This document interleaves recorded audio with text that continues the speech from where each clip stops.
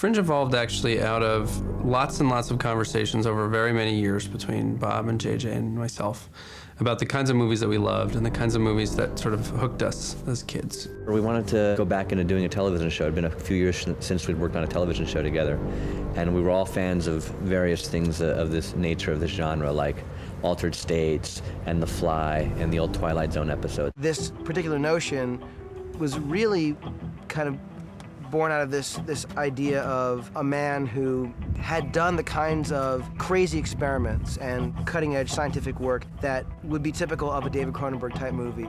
The Frankenstein idea, but told as legitimately as possible. I've always been a huge fan of David Cronenberg's work, and I think what really got me early on, I remember watching all of his films. What was great is his movies were always real. They were like kind of these crazy sci-fi stories, but they're all kind of grounded in a reality, and the characters were always real, and the situations were always real. So we talked, and we kind of, over the course of some time decided we could write a pilot together and came up with this idea. We all decided collectively that it would be better not to go out and pitch it and sell it. That what we really wanted to do was we wanted to keep it pure. We wanted to write it amongst ourselves. We wanted to nurture it ourselves, be our own voices, not really let too much in, so that we could deliver kind of what we'd had in our heads. And then once we were done and we had it on paper, people could weigh in and they could decide if they wanted to make the show or not.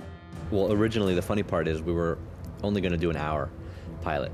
That was what sold and what we'd pitched, but you never want to just be constrained by the format of 1 hour television, and in writing it, we realized we wanted to make it kind of into a little movie. And then we took it out and sold it to the networks. Fox was there and they were really excited about it, and it was great, and they've been incredibly supportive since we started.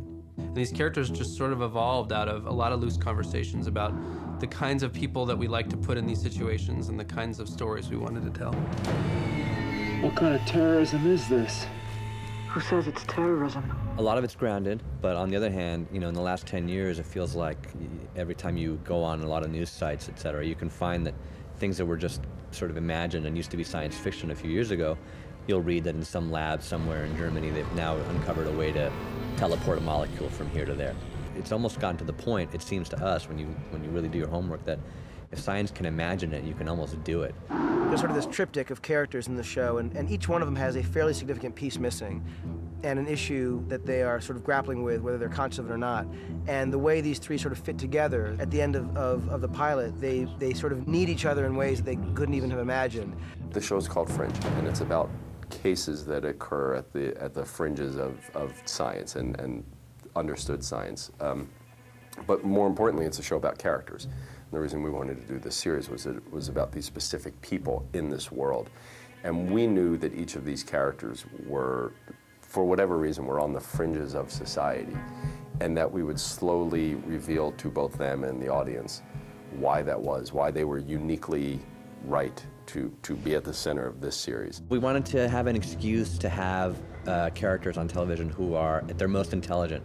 And the idea of an Einstein character who has maybe a dark side, it really is a mix of Einstein and Frankenstein. Someone who's a genius, and obviously knowledge is great and it's exciting, but knowledge is also power, and knowledge can be dangerous. So much of what compels Olivia into the story and into the world, it's like a fog is being lifted in the pilot for her, and suddenly she's seeing that there's a whole world that's always been in front of her eyes that she's never really known before. Our approach was, how do you get the character into that world emotionally? And obviously the best way to do that is to reverse the audience's expectations. For a good part of the pilot, she's working to save the man that she loves from a chemical disease that's spreading over his body very quickly.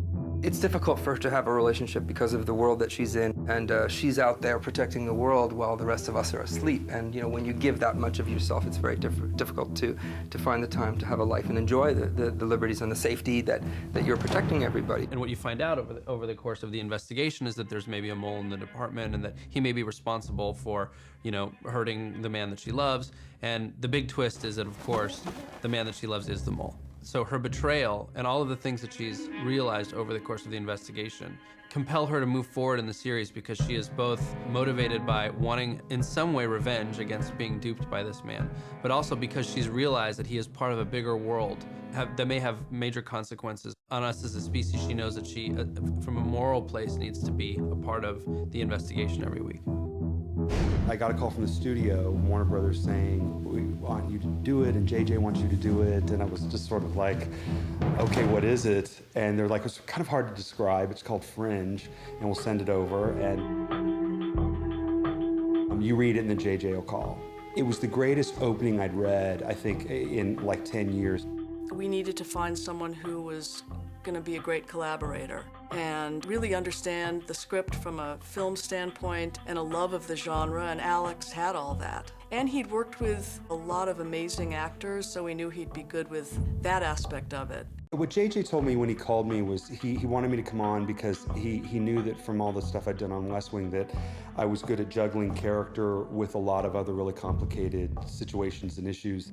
And that turned out to be very much the case on Fringe, which is that you were doing, you know, the airplane sequence, the tarmac sequence, the green screen sequence, but it was all because the script is so good, very character-based, and you're always really studying the performances step by step and how the characters are growing and evolving and getting to know each other in an emotional way. One of the things that Alex and Bob and I wanted desperately was to do a show that had characters that would give us opportunity for that kind of snappy dialogue and that sort of fun pace.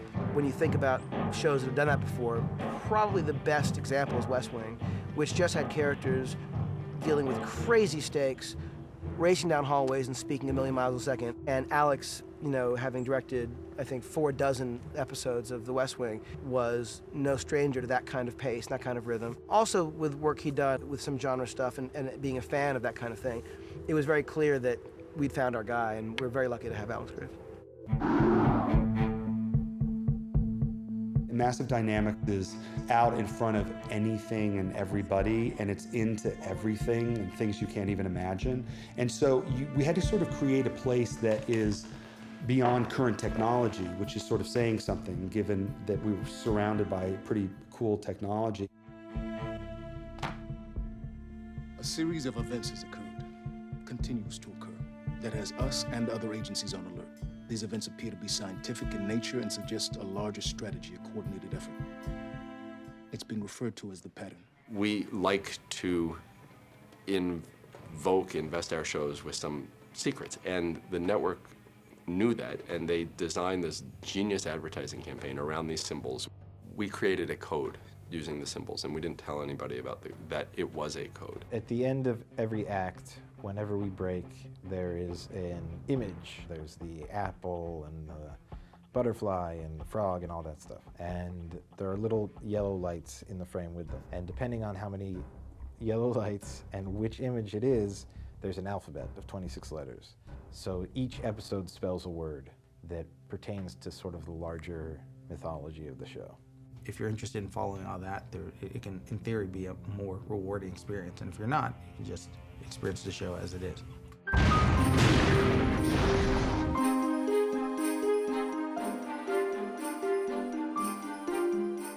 Fringe is my favorite kind of show because it takes people that you really like, that you really care about, that you want to be with and work with and know, and it puts them into the scariest situations you've ever seen in your life.